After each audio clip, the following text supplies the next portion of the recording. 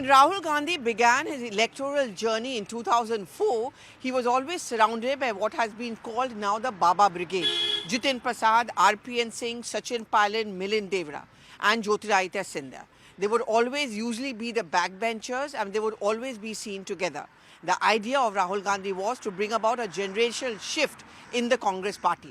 And therefore, in the cabinet which was formed, many of these young leaders like Sachin Pilot, RPN, Jitin Prasad and Milind Deora found their way into Dr. Manmohan Singh's government. But over time, what has happened is a sense of disillusionment has crept in. Rahul Gandhi's desire of bringing in that change, of getting in younger and replacing the old, of course, never bore successful results. And one by one, they all began to leave. And the latest now, of course, is Milind Deora, with only Sachin Pilot now remaining behind as a part of that Baba Brigade is concerned. Now, Milind, the son of Milind Deora, who was a very affable politician, considered to be extremely close to the Gandhis, and also someone who had a very good equation cutting across party lines. This kind of politics always came handy as far as alliance politics is concerned and running of government is concerned. This has also been a trait which has been picked up by Milind Deora. He was one who was made, of course, a member of parliament twice over. He was a Mumbai Congress chief, and very recently he was made the joint treasurer of the party.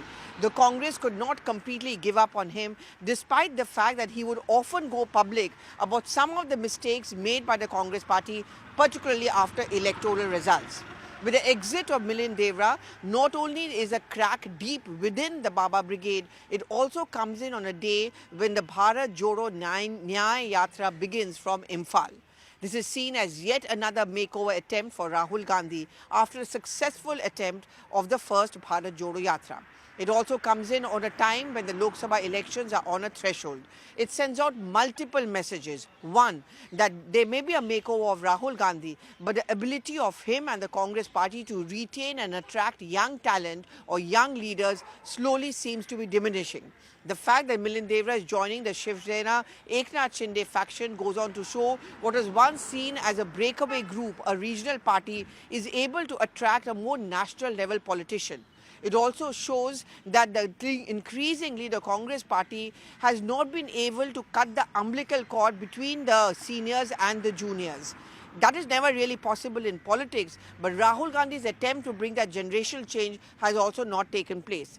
Clearly, this is going to give and already has given an ammunition to the BJP, which has already started taking pot shots at the Yatra and Rahul Gandhi by saying that he first needs to do Nyay with his own party colleagues before he talks about Bharat Jodo Nyaya Yatra.